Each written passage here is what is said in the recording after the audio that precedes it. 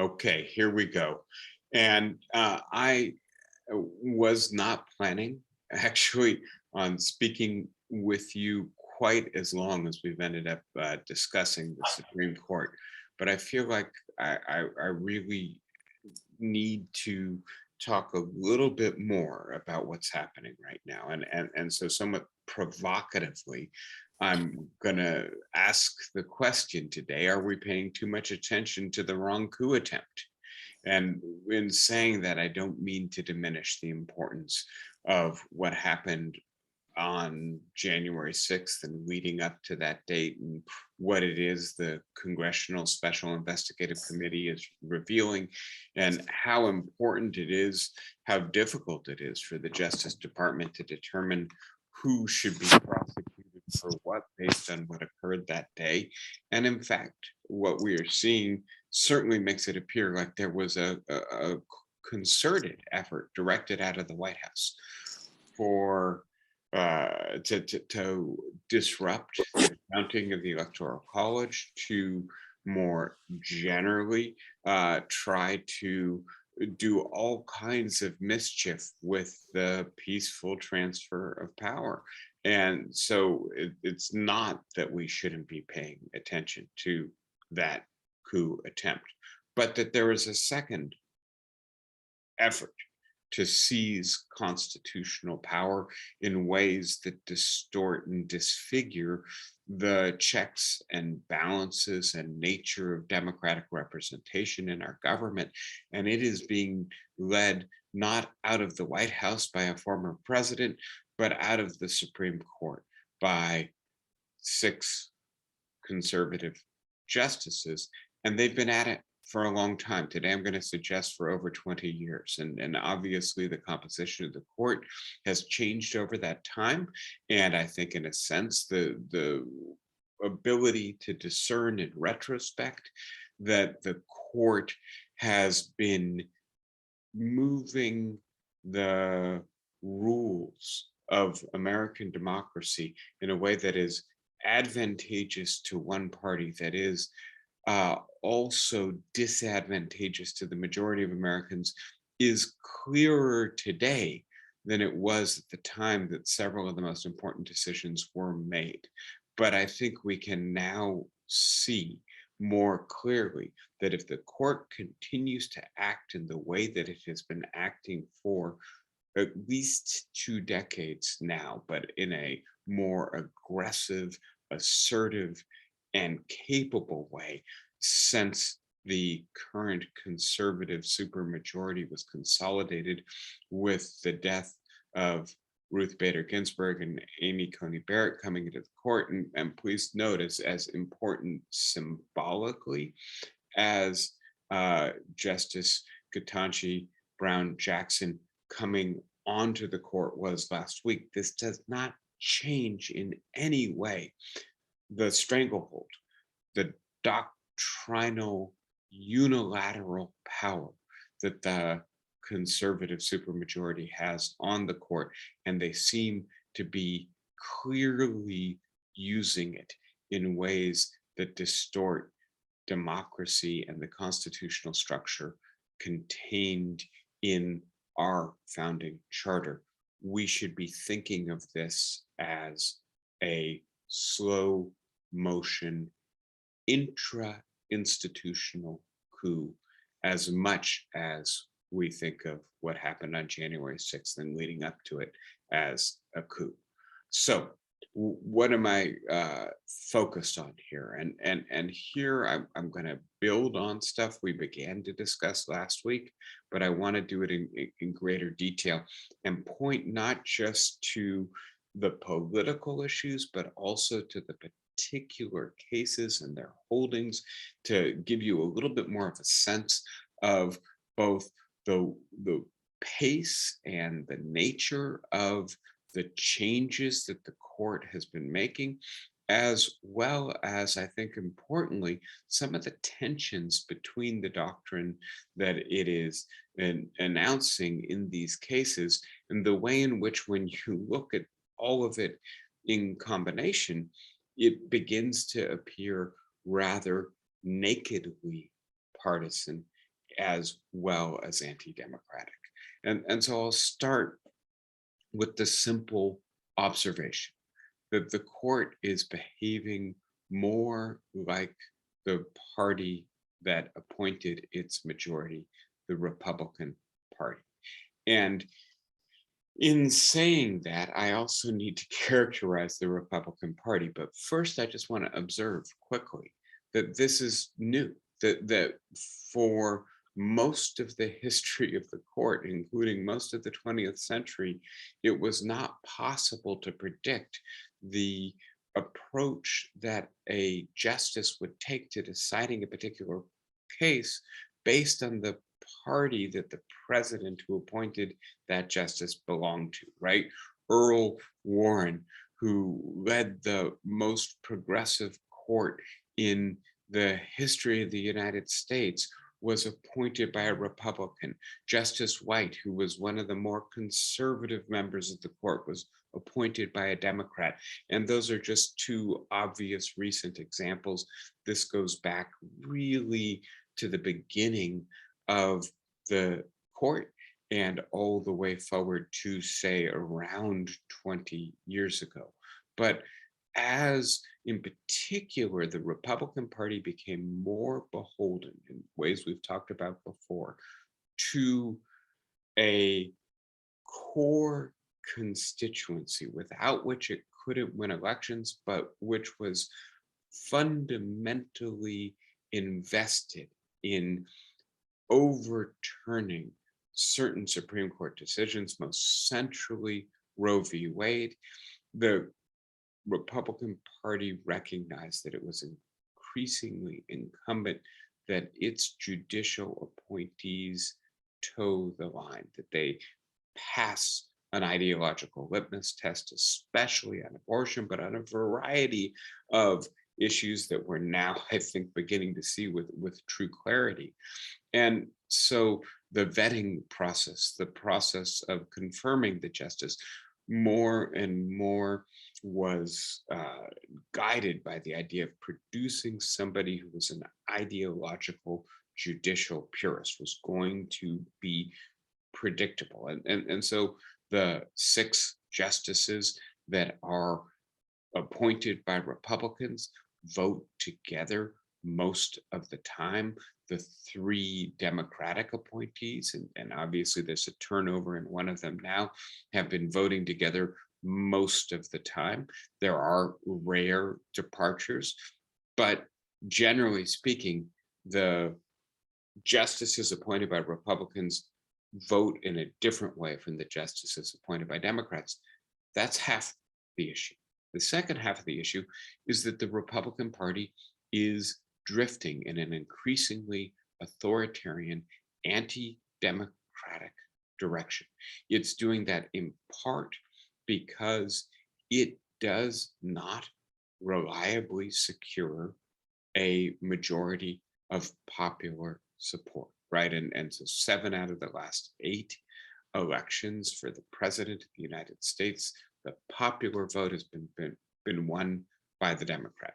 And when we look at congressional elections as if they were national elections, we see the Democrats regularly winning the majority in the 21st century, even if those votes often don't translate to majority power in the Senate or the House of Representatives. And so the Republican Party has increasingly made it a strategy to amplify minority power, to use the constitutional gerrymander of the Senate, which overrepresents the least populous states, but also to gerrymander to try to make it more difficult for people who are going to vote against them to vote in the ways that they want to vote, and increasingly to begin to meddle in the way in which the ballots, the votes themselves are counted, registered, transmitted, right? And so all of that, I think, is clearly indicative of a change in the core value and political stance of the Republican Party. It is moving in an authoritarian direction, and it is doing so not only for strategic political reasons. It wants to hold on to power, even though a majority of Americans don't regularly vote for it. That's a tricky thing to do in a representative democracy that still purports to subscribe to the principle of one person, one vote.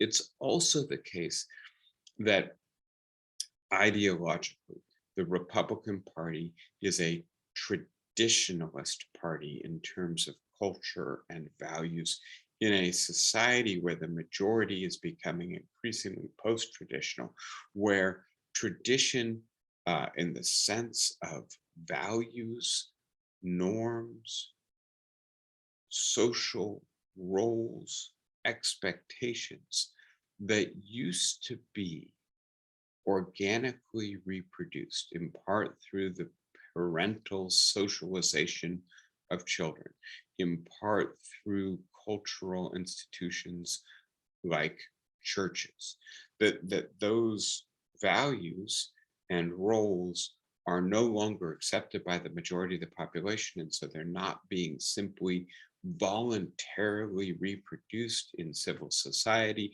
And so the Republican Party is increasingly a party trying to reimpose tradition legislatively, using the power of the state to do what the soft power of civil society, normalization, acculturation, no longer can succeed in doing. And that again moves it in an authoritarian direction.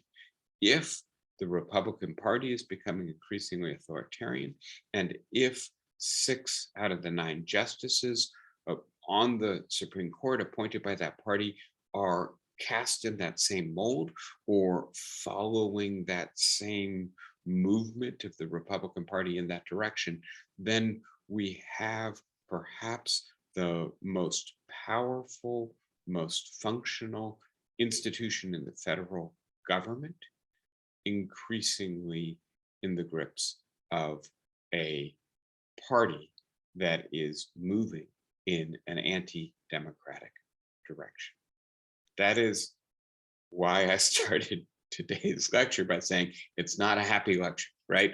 Let me now drill down on some of the details here and think about what the court has been doing, especially over the last 20-ish years.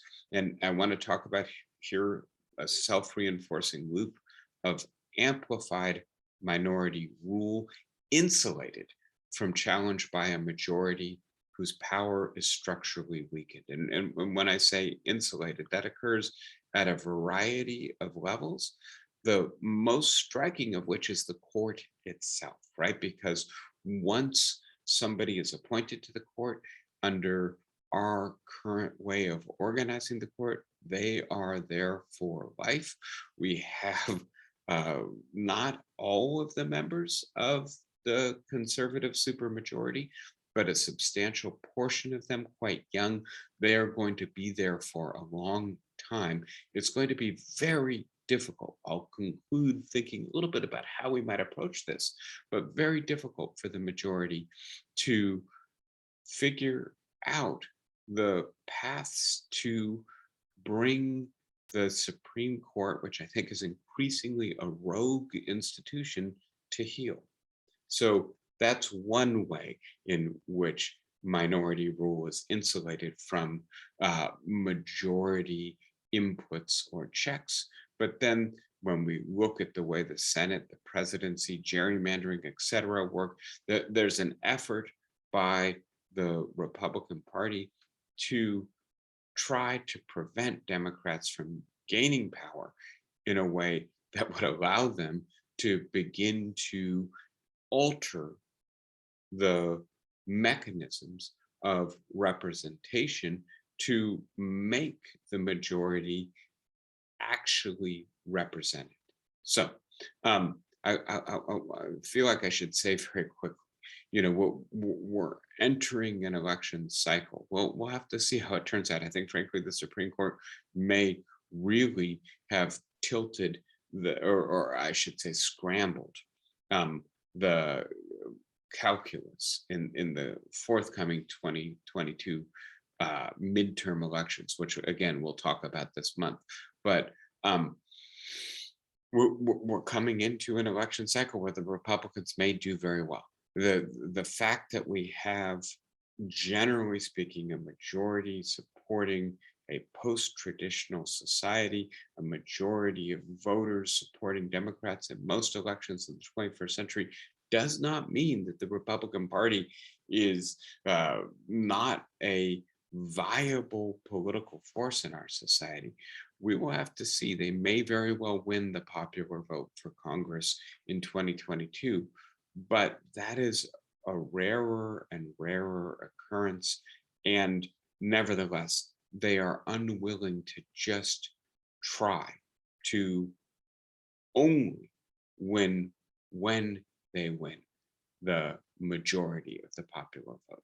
And so that's the part that I really want to focus on today.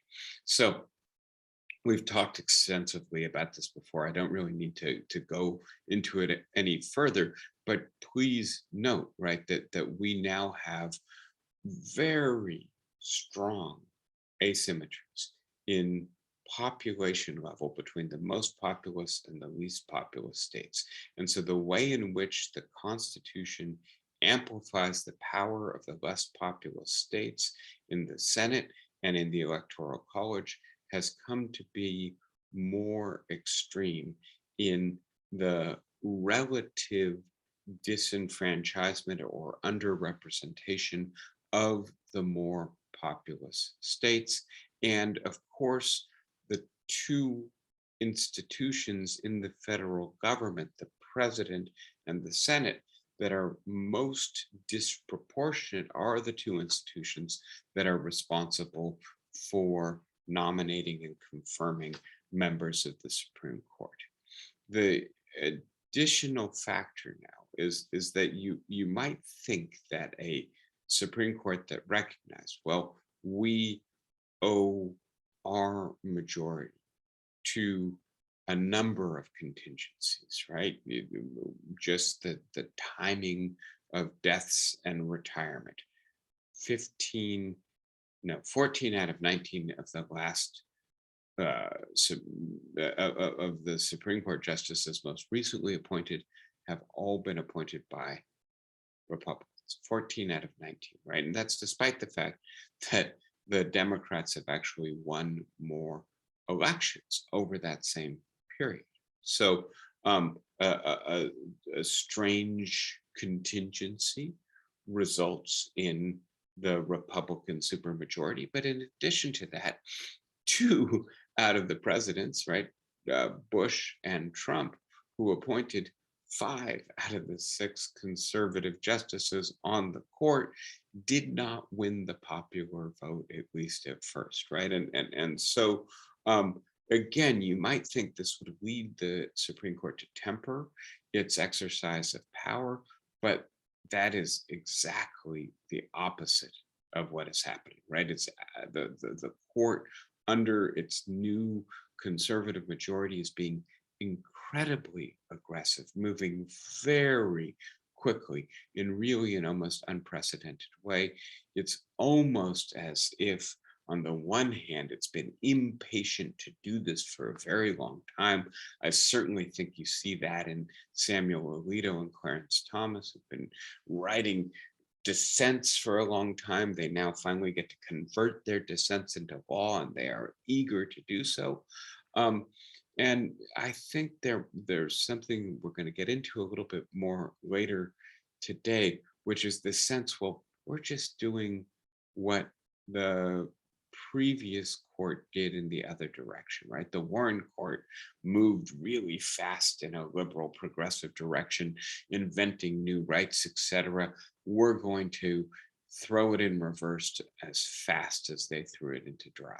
And I have to say, I don't agree with that understanding. It's not just that I don't like the direction the court is going.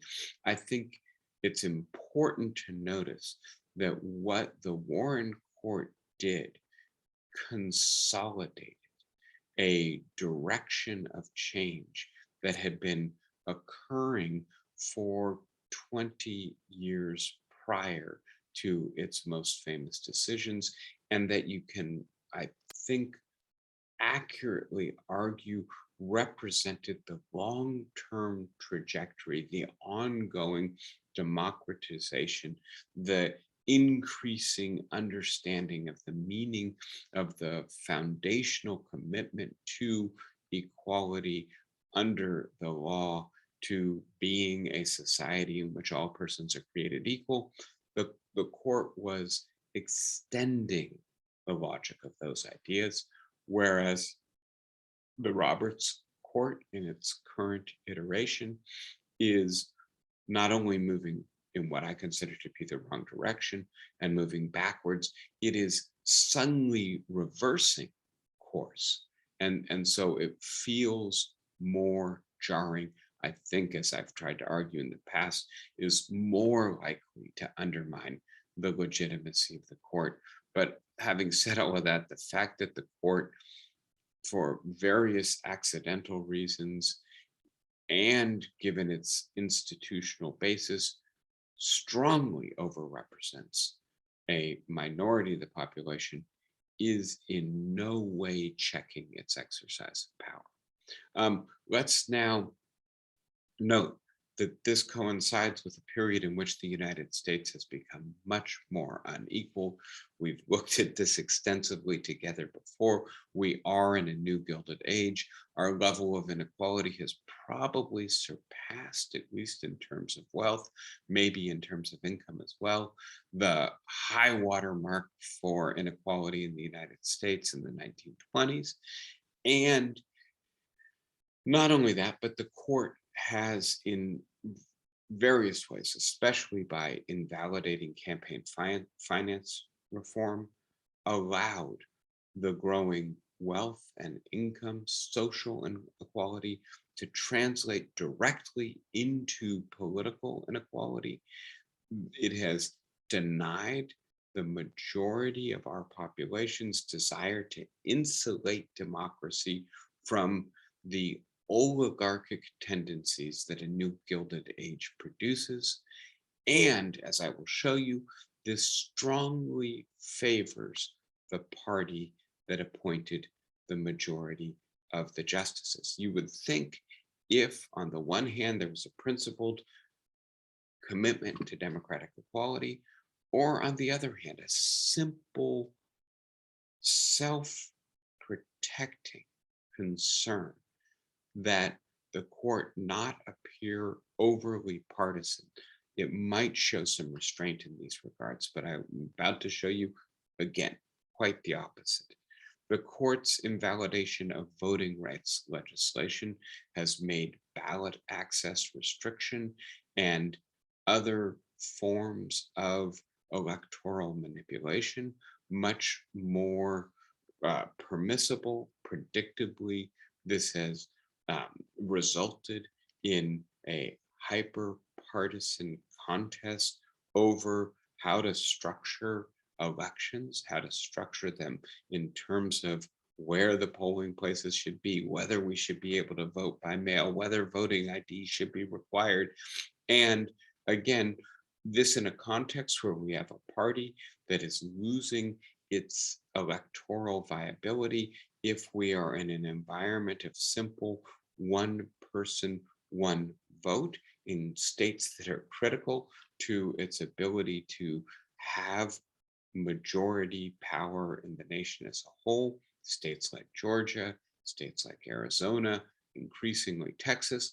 And so it's unsurprising that when the court invalidates crucial provisions of the 1965 Voting Rights Act, those states very quickly use their partisan tools to try to tilt access to the ballot.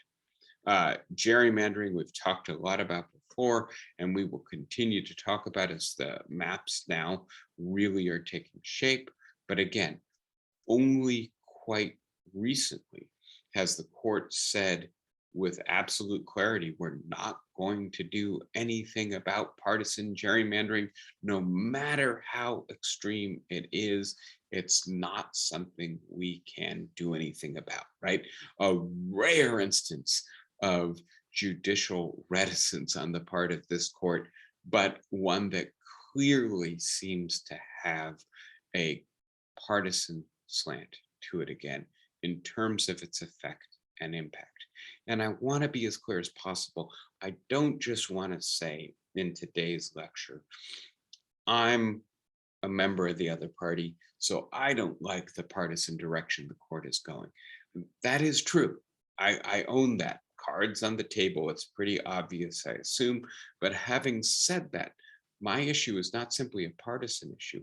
It is a issue to do with democratic constitutionalism and the fact that this approach to judicial decision making is not just bad for one of two parties and good for the party that happened to nominate and confirm the majority of members of the Supreme Court, making the Supreme Court a blatantly partisan institution. It's also bad for constitutional democracy, irrespective of partisan slant. And so those two arguments may dovetail at points, may be a little hard to disentangle, but I think it's really important that we, progressive, liberal Democrats, make that distinction and actually use it to restrain ourselves. As I will say at the end of today's lecture, I think part of what is incumbent upon us to fix this is to reestablish some level of constitutional consensus in our society. This is what the Constitution is for. This is what we want the court to do. To do that, it'll never work if our interpretation of the Constitution is identical with our partisan agenda, right? We have to be able to distinguish those two. And so I want to be as clear as possible as I introduce these ideas that is where I'm going. So distorted democracy, and I hope I've shown you between campaign finance reform, ballot access, the issues to do with gerrymandering, all this money in our politics, our democracy is distorted, tends to be non-responsive. Again, I'll show you, refresh your memory on that issue in a few minutes. And when democracy is non-responsive, urgent social problems go unaddressed. That includes the growing inequality in the United States. And that non-responsiveness feeds into populist political resentment. And I want to say two things about this. The first is that tends to generate impatience with institutional niceties and the idea that our institutions reflect the diversity and then the natural, inevitable, reasonable disagreement within our democracy. Populists tend to say, no, there's only one person, one right way to represent the people. And then in particular, a politics of resentment tends to be naturally have an affinity with Republican Party politics in ways that I hope be able to demonstrate as we go through the lecture today. Finally, as we've seen since we last spoke, and I'm not going to speak a lot today about West Virginia v. EPA. I've spoken with you a little bit about that in the past. I think it's a quite sweeping decision. I don't think we've really touched yet the beginning of its implications for what the modern administrative state can do. This major questions doctrine, that if it's a program that has major impacts on society, then Congress cannot delegate its regulatory authority to executive agencies, has all kinds of implications for consumer safety, for medical regulation, for occupational health and safety regulation, for federal transportation regulation. But having said all of that, decreasing the regulatory power of the federal government. And this has been going on for a while, including in some of the COVID cases, disallowing OSHA's power to put in place a mask, test, or vaccinate policy, right? That this also feeds into the kind of polarization we have in our society, because it also increases the politics of resentment when the government can't do much to protect the people. Arlie Hochschild's wonderful book, Strangers in Their Own Land, has a very good, I think, account of the way in which, right, people who see their environment destroyed by the corporations whose largesse they depend on for their employment, end up angry, and that politics tends to manifest itself in an anti-institutionalist politics that aligns with where the Republican Party is right now. So what are these decisions? I've gone through the issues. What are the decisions? I want to start very quickly with Bush v. Gore 2000. And in a sense, this is not a decision that has shaped subsequent law for the most part. In the decision itself, the court said, we're not trying to establish new precedents. We hope this kind of thing never happens again. But in this case, this is what we hold. And I, like many people, find this case to be highly suspect in the way that it's reasoned. There's kind of an invention of a doctrine of applying the due process clause to the states in order to say it's unfair if Florida takes more time to get its election results right to other states. It's a peculiar to say the least idea. But having said that, in the context of today's discussion, what I really want to emphasize is that the effect of this decision was to determine the outcome of a presidential election. And it was a 5-4 split, Republican appointed judges voting to give the election to the Republican candidate, right? And I think in retrospect, this is the beginning of the willingness of the court to dispense with a concern for the appearance of naked partisanship. In addition to that, I think we also need to note, right, that as a result of George W. Bush gaining the presidency as a result of a Supreme Court decision, George W. Bush was then reelected. I doubt seriously that he would have been elected in 2004 had he not been elected in 2000 and able to appoint 2 members of the Supreme Court who are still in that conservative majority today, right? And so we begin to get a sense of the kind of self-reinforcing aspect of this. The court assists the president, who then appoints new members to the court. Fortunately, let us hope this is a kind of one-off case, but nevertheless, it's the start of this new era. The next really important chapter, and as you will see, they start coming fast and thick in the last dozen years, is the Citizens United case. And I want to say 2 things about the Citizens United case and the subsequent cases.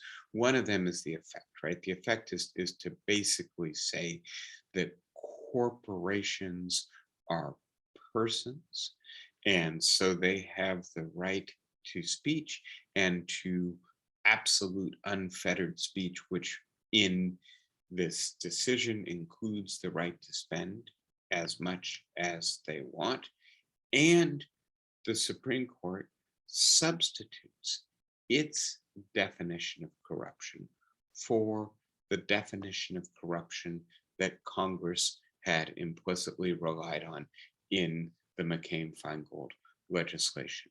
And the definition of corruption that the Supreme Court uses is a very narrow definition. Only quid pro quo. I hand you a bag of money in exchange for you voting in the way that I tell you to. That's corruption. But corporations spending billions of dollars in unaccountable money to political action committees that flood the media system with advertisements, that's not corruption, right? That's just normal influence in politics. It's a peculiar and telling piece of judicial maximalism. We will substitute our judgment for another branch's judgment, not on a core issue of constitutional interpretation, but instead on essentially an issue of policy. What is and isn't allowed to combat corruption? Well, we're going to tell you what corruption is and narrowly define it, so most of what Congress would do will not be allowed. Similarly, Shelby County v. Holder is the decision in 2013 written by Chief Justice John Roberts overturning the Voting Rights Act, or at least a key provision of the Voting Rights Act, which required states and counties with long histories of racial or language-based discrimination to seek pre-approval from the Justice Department before making substantial changes to do with elections. And in that decision, right, it's worthwhile noting, 1965 is the Voting Rights Act.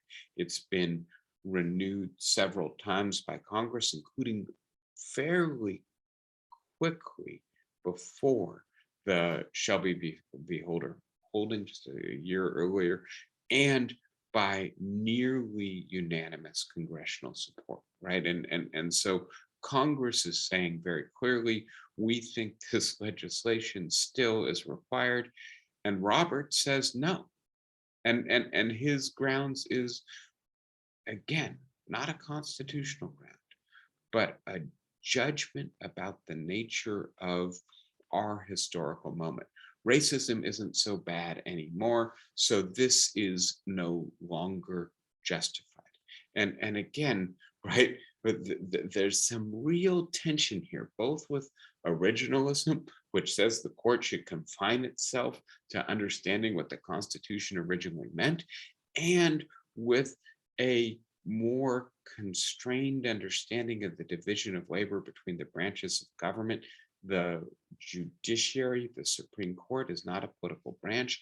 It does not have the expertise or the representative legitimacy to decide what is or isn't corruption, what is or isn't racism in the United States today. But as opposed to restraint maximalism, the court says we are going to overrule the political branches on these issues. Janus, very quickly in 2018, so we're getting much closer to the present now, is a union case. It's about whether or not public employee unions can run essentially union shops where they collect mandatory dues because they engage in bargaining on behalf of their members.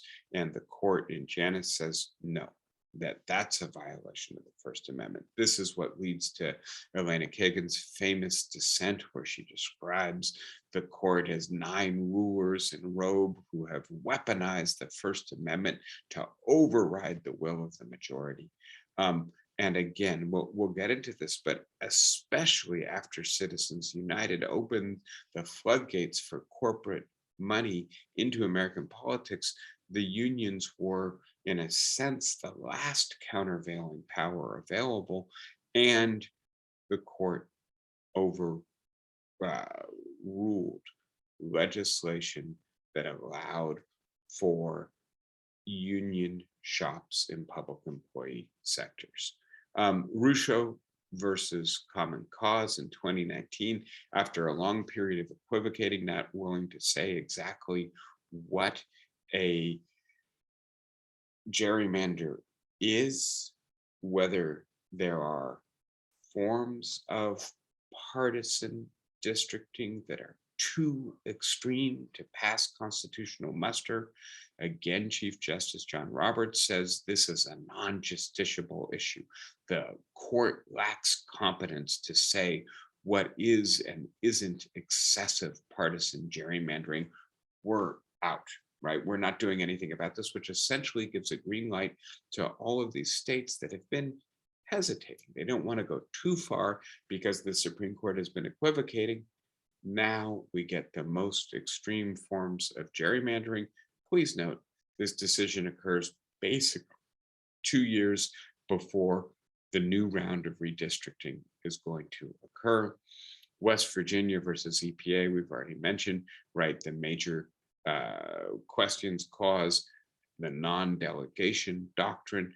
These are essentially invented ideas, right? That they're not there in the Constitution. There's not a long history.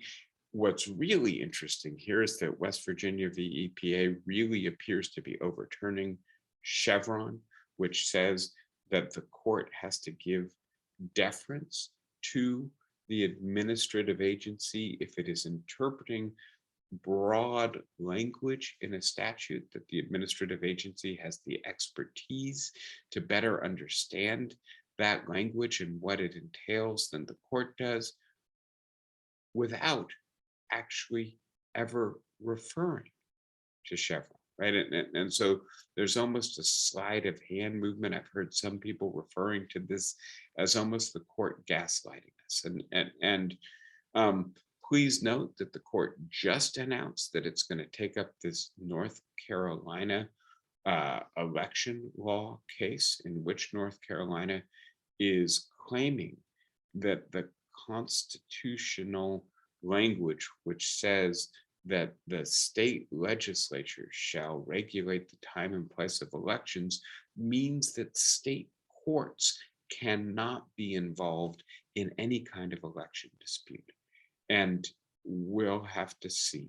I have to admit that a year ago, I would have thought it was just impossible that the court would say to the states, your court systems can't adjudicate election issues, right? That where else do you go for adjudication? But in light of all of these decisions, there does appear to be a clear trajectory here. It won't surprise me anymore if Moore v. Harper ultimately says only state legislatures get to be involved in regulating elections. It will be a disastrous further politicization of elections law. Terrible for democracy. So what has this done for democracy? Well, especially after 2020, the loss of President Trump, the promulgation of the big lie that he lost due to fraud, there are simply too many voting restriction bills to display. As you can see, this is from the Brennan Center. It shows 20 laws per page. There are 19 pages of proposed laws. This is just Arkansas to Arizona. And I'm kind of, having a little fun with this, that there are so many hundreds of laws that we can't even see them all on the same page being proposed to restrict access to ballots, but there's nothing funny about it, obviously. This is the opposite of what a democracy committed to the idea of the equality of its citizens, of the responsiveness of its government should do. We should be making it as easy as possible for our citizens to vote. We should be trying to counteract societal bases for discrimination that tend to turn into unequal citizenship. We should have a core shared commitment to the equal opportunities of all citizens to influence the outcome of elections, this legislation is exactly the opposite of what we should want. And as we can see, there's a clear partisan tilt to this. Almost all of it is sponsored by Republicans. The states where it's likely to succeed are controlled by Republicans at all levels of government. There are roughly 20 of those states. The big lie, the idea that there was systematic fraud, which has been obviously repeatedly investigated and never demonstrated, tiny little instances of fraud on both sides, nothing amounting to even the margin of error in these elections, let alone determining the outcome. And yet 20 states are using the heated rhetoric around 2020 to pass new voting restriction legislation. Let's talk then for a moment about Citizens United and then subsequent decisions as well that allow money into politics. We can see the vast increase in money in politics. It's gone up more than 3 times the amount prior to Citizens United. We can see the clear partisan tilt, right? I think this data is very revealing that Republican spending has increased, or spending on behalf of Republicans has increased by almost 100%. Spending on behalf of Democrats, this is not nationwide, right? This is a study of 18 states, but I believe it is quite representative, has gone up only by about a quarter. And what this has done to responsiveness as well, we've looked at this before. Basically, Congress is non-responsive to average citizens' preferences, but quite responsive to the preferences of people who can now use their concentrated wealth and convert it into political power by giving to the party and to the PACs. Clearly damaging for democracy, and on the other hand, good for one of our 2 parties.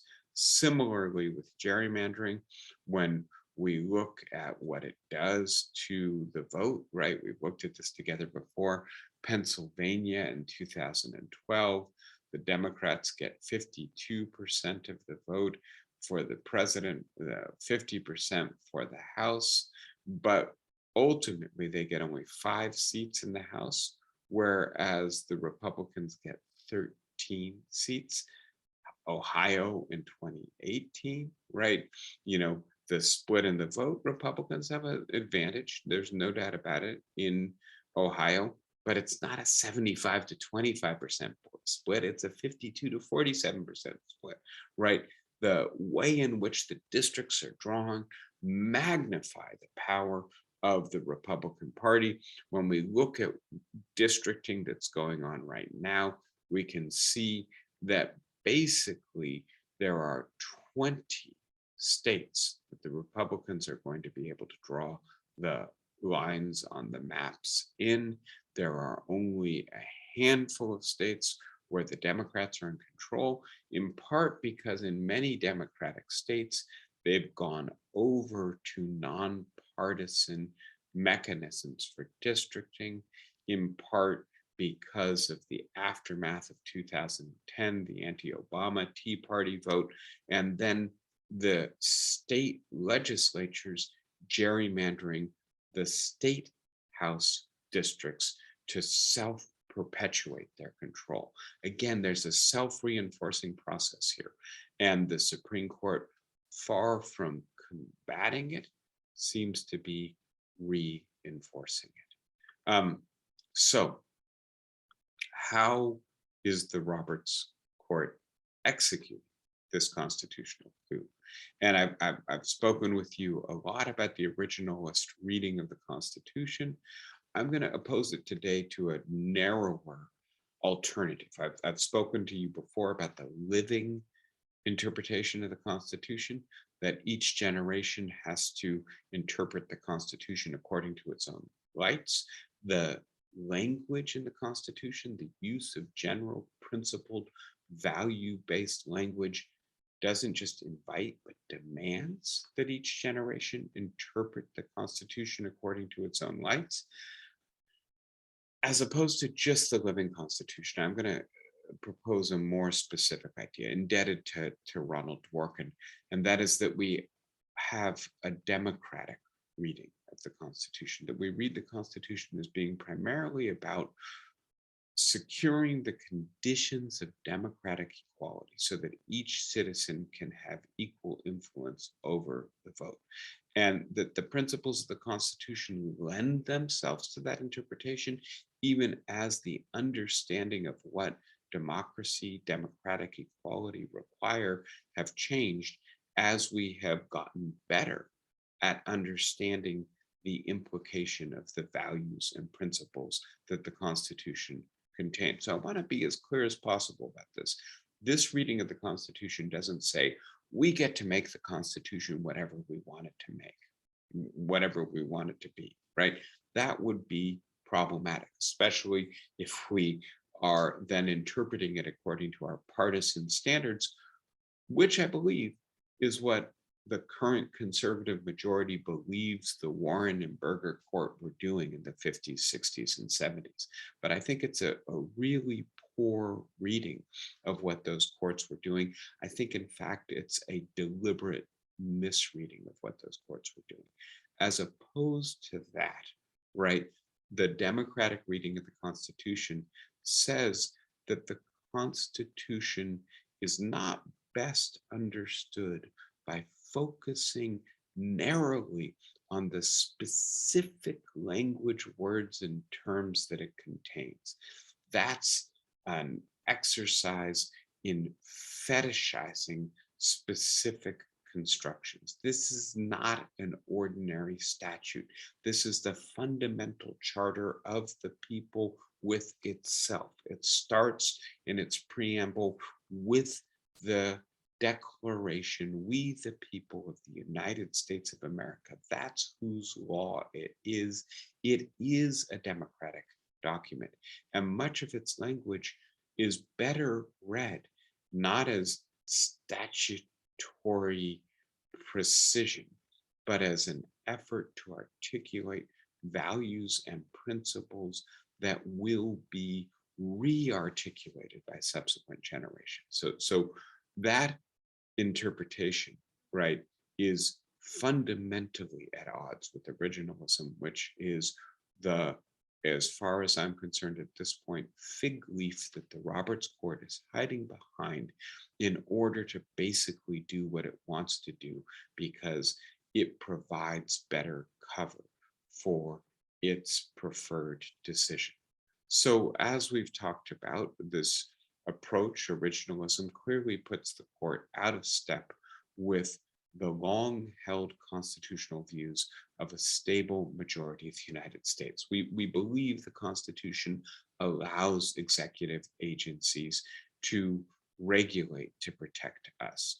We believe, the vast majority of us, that women's equality requires procreative freedom. But in addition to that, it puts the court out of step with the founders, right? And this is part of the reason I referred you to Claremann's work on the founders, the framers' coup. If we look at this history, right, already a decade after the Constitution is passed, Hamilton and Madison are proposing the 12th Amendment.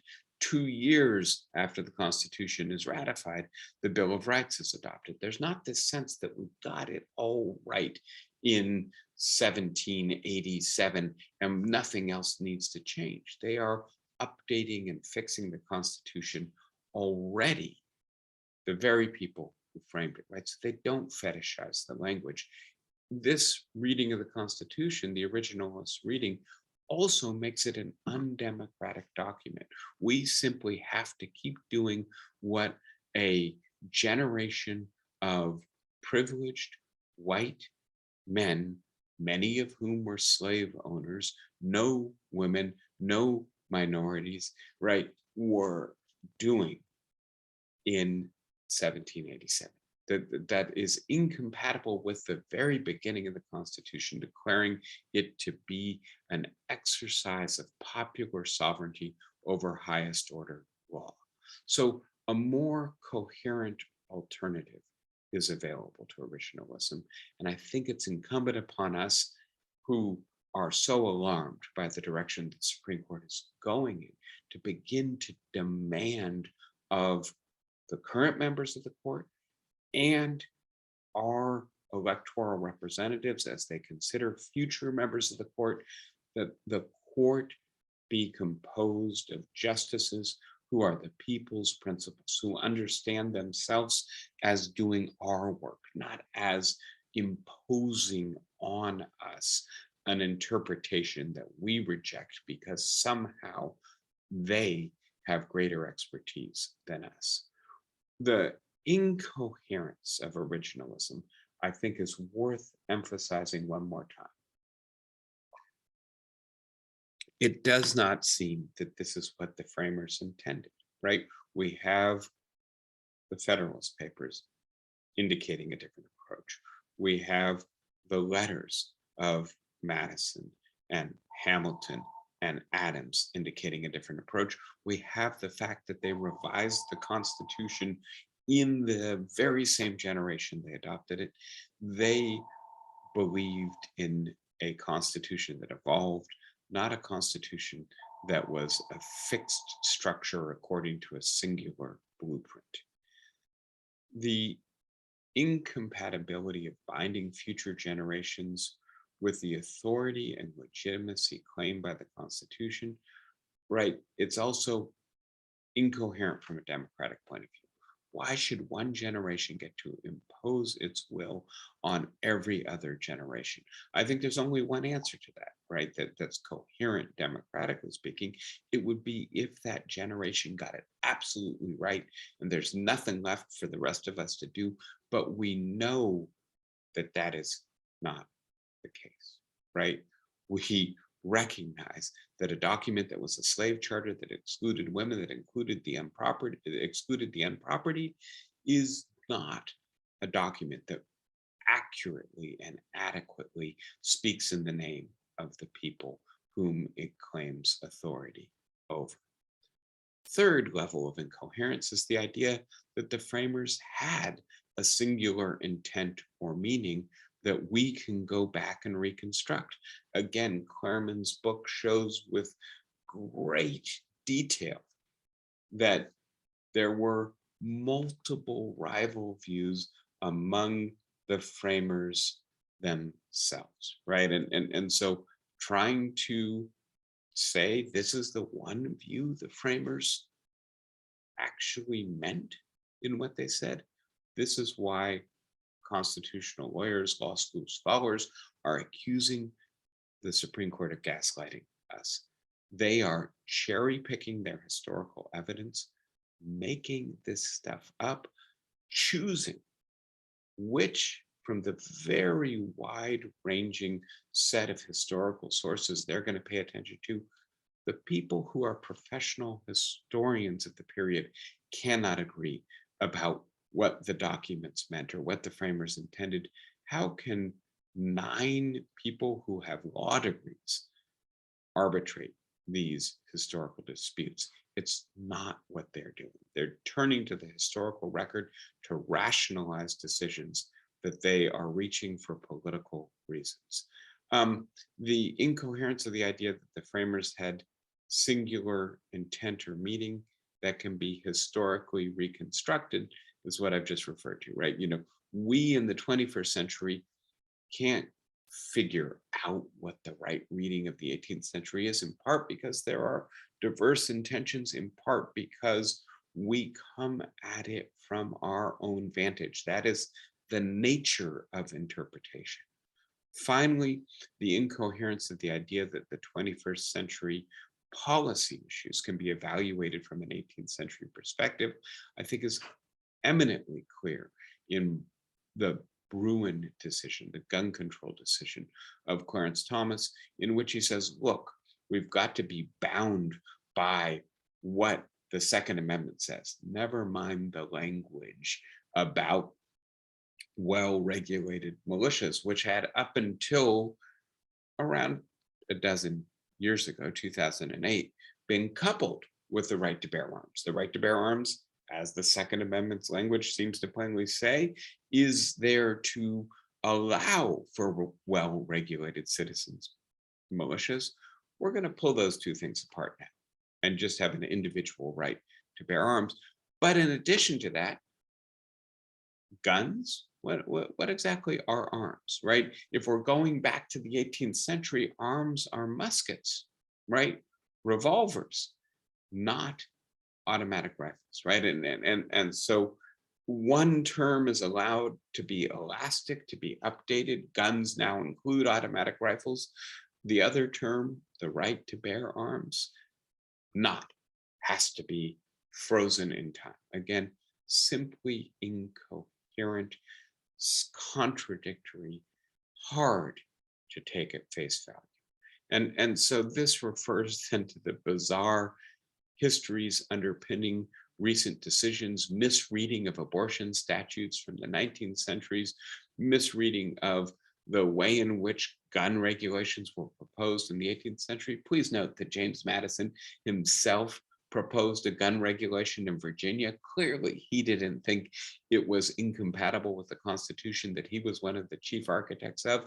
Yet Clarence Thomas, that well-known, right, historian of the 18th century, claims he knows exactly what the intent was.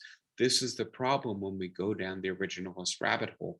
It allows us to rationalize anything we want. It is not a philosophically, normatively, or politically justifiable interpretive standard for the Constitution. So what is the court good for? Here, I want to say it's not good for interpreting constitutional history. It's not well constituted to that end, but it is well constituted for doing the tricky work of maintaining the equality of citizens in a partisan environment in which some citizens may want to violate each other's equality, right? And so let me conclude with a question I think, right, we're all wondering about: what can we do when the Supreme Court goes rogue? And I want to start with a sense of the precondition for success. And this has multiple levels. When does judicial review and constitutional democracy succeed? I want to suggest it begins to succeed when citizens themselves have some shared understanding of what the Constitution is for and what they're trying to do with it. Not all of the details, but that the Constitution is a document designed to protect rights essential to democratic equality, rights that, if they're violated, will make ordinary politics incompatible with citizens having equal opportunity to influence the outcomes. We need to set the rules of the game in advance to make sure it's fair. That's what the Constitution does. It's a commitment that all citizens make, one and all, to each other, that we respect and want to preserve your political equality. And we're going to establish a process and a set of rights that are going to create that precondition, right? And that requires that we have a widespread sense that there's certain issues that we don't pull into ordinary politics because they're about the rules of the game. It's one of the things that's so disturbing about the direction the Republican Party is headed in, and about the fact that the Republican appointed members of the Supreme Court, as opposed to trying to rein in, to bring the Republican Party back into the Democratic mainstream, is aiding and abetting a party that is on an authoritarian path in consolidating its minority power. We need, in addition to this, some principled commitment to constrain ordinary politics by constitutional principles. We have to maintain the conditions for effective democratic responsiveness. This clearly includes campaign finance reform that keeps excessive inequality from corrupting our politics. But probably it also includes promoting overall social equality, at least to the degree required for minimum political equality as well. And so this means then protecting rights essential to political and social equality. There are also institutional preconditions. The justices have to understand themselves as the people's principle in a constitutional democracy, not as essentially the most powerful legislators in the country. And that's what's so distressing about this recent string of cases that we've just talked about. The court is aggrandizing itself with more and more power, claiming what should be shared power to interpret the Constitution and legislative power in the political branches for itself. And so we need then to recognize that the court doesn't have a monopoly on constitutional interpretation, especially when it's a rogue court, when it's moving away from what the people demand. And we also have to recognize that hyperpartisanship threatens all of this. The kind of partisanship that says we will do anything to win and the other side is an existential threat to our society is the kind of partisanship that undermines constitutional democracy. And please note, although I've been quite critical of the Republican Party in what I've said to you today, the Democrats have to be careful not to start mirroring the Republicans in this regard, or they will make credible for the Republicans that, yes, this is just power politics. There are no normative issues at stake at all. How can these conditions be restored? I'll start with two ideas. I don't have a full program for you. One of them is that we, all of us, but especially those of us who are convinced in advance of this theory of constitutional democracy, need to start differentiating as carefully as we can our ordinary political disagreements. We don't like it when the other side does this, but if they have the power, it's their right to do that, from constitutional essentials and basic issues of justice. Those are things that you cannot do without undermining democratic equality. If every disagreement looks like a disagreement on fundamental issues of justice, we're moving in the direction of having a bifurcated split on constitutional issues, no longer a constitutional consensus. We need to do the work of saying, okay, these are policy issues. We don't like your position, but we're going to have to put up with it because that's something we can reasonably disagree about, as opposed to that constitutional view, which we have to say is a bridge too far. And then I'm sorry to say, I don't think that just having clarity about where we can tolerate disagreement and where we cannot is going to do the work of restoring the Republican Party and the conservative majority on the Supreme Court to its senses. We still have to do it, but it won't succeed on its own. We need to start thinking about how we generate leverage to counteract amplified minority power. I'll just start with a simple, radical suggestion.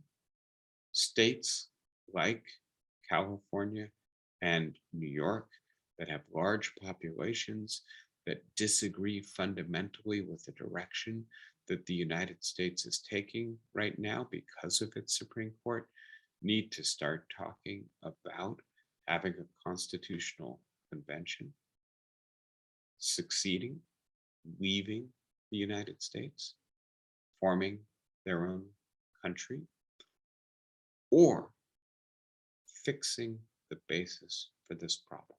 right?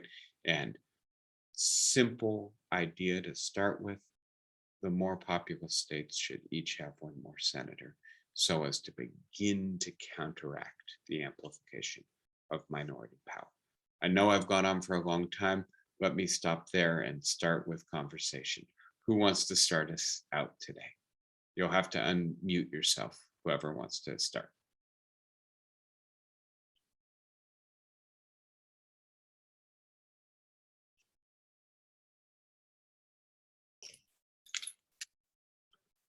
Go ahead, Flossie. Oh, several things, but it all makes sense now. I mean, January 6th makes sense now. That the corporate world, the money world, actually paid for the buses to bring the resentment or the Tea Party people or the Queer, all of those people who began to speak up directly against Obama's being president. So the money brought those people in buses, paid for their hotel accommodations, and made it an act of patriotism to go and storm the White House. That's the first thing that occurs to me. The second is the memory of Supreme Court Justice Alito calling out during Obama's first address to the Congress, "You lie." He called it out. I have to correct you, Flossie. I don't think that was Alito who said that. I think that was a congressman who said that. Oh, it was Alito. You can check, well, it was somebody from the Supreme Court. No, I think that there was then I withdraw it. You know more than I do. Well, let me be clear. I think there was a breach of etiquette. And I think it was Alito who I think just shook his head, right? And so there's a difference between saying you lie and disagreeing, right? But this was in the aftermath of the Citizens United case, and Obama spoke very directly and strongly against the Citizens United decision. And I think it was Alito who, somebody did call out the lie. Yeah, that was a congressman. That was okay. Yeah. I withdraw Alito, but that was a sign that you could speak directly to the president and say he's lying in public, a breach of etiquette, and then anything after that could follow. I think what we're facing is the possibility of having another Black person elected to the presidency. Thank goodness that our Supreme Court Justice, the last one, is Black. It will be difficult to do that again unless we fight. Yeah, and well, I'm struggling to think exactly what I want to say in response to you. I guess want to focus for a moment on this question of, right, the funding of the buses to come to the January 6th protests, and the idea that for really at least 50, maybe 70 years, maybe going back to Barry Goldwater, the Republican Party has been doing this very difficult coalition building, where it's been trying to tap, on the one hand, populist energies that are nativist energies, that are white nationalist energies, yes. that originate in the South, but now have broad-based appeal in many, especially rural areas in the United States. And on the other hand, being a party that in its policies tends to favor big business, right? And obviously, those two things don't go together perfectly. Hence, what's the matter with Kansas? Why are all these populists voting against their own economic interests? Populism in the late 19th, early 20th century was a trust busting, right, much more egalitarian movement. But in the late 20th century, early 21st century, it has become the case that the Republicans, because they're dominantly white, because they have taken over the Southern white vote, have harnessed that populist energy, but it's a very unstable coalition. And I just think it's something to continue to pay attention to. Is the Republican Party actually controlling the movement it's unleashed, or is it increasingly out of control of it? And that, I think, in a sense, is even more dangerous. Please note, we spoke about this with Mary Ziegler's work last week, that this is part of the ironic outcome of Citizens United, which is that it has weakened the parties. The parties used to be able to outgun any other populist or insurgent movement because they had so much more money. After Citizens United, the Koch brothers can fund the Tea Party, and all of a sudden, all these anti-establishment politicians are on the ballot, right? And so, on the other hand, many of them lose in the Senate, and so it's a mixed blessing, to say the least, for the Republican Party to be trying to contain these two constituents at the same time. I hope it blows up in their face. Yes. Anybody else with a comment or a thought for today? John, go ahead. I see your raised hand. If not your face right now. It's off the point, but nobody else said anything. It occurred to me after reading the terrific article by Dexter Filkins in the New Yorker about Ron DeSantis that I would say at this point, you'd have to say he has an 80% chance of being the next president. Who? Yeah. Ron DeSantis, the governor of Florida. And I don't know if you guys have seen the calendar yet, and I don't always adhere to it strictly depending upon what comes up in the news. But my plan is to speak with you about the 2022 elections, which is obviously a good chance to begin also peeking around the corner to 2024. The only thing I would say, John, as you're well aware, right, the old maxim, a week is an eternity in politics, right? A lot can happen between now and 2024. And who knows? Another thing I want to talk with you about is what's happening with the investigation into January 6th in terms of how far up the chain of command it's going to get. Is it going to reach Trump? And if it reaches Trump, will he be damaged or strengthened by being targeted for investigation or even prosecution? How does that influence DeSantis, right? I just go ahead. I can't resist replying to that. The way to diffuse it is to indict him and then pardon him. Pardon him. Yeah. Seriously. Well, it's not a far out idea. It's what happened to Dick Nixon. And I think it would be a brilliant, who wants to go through the trial? Boy. If he's indicted but pardoned, yeah, he's still eligible to run, right? That would be a disaster to try and have the government say that Trump can't run for president.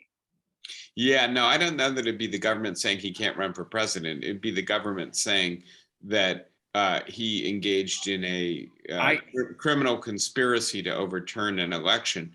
And look, I'm not saying they should.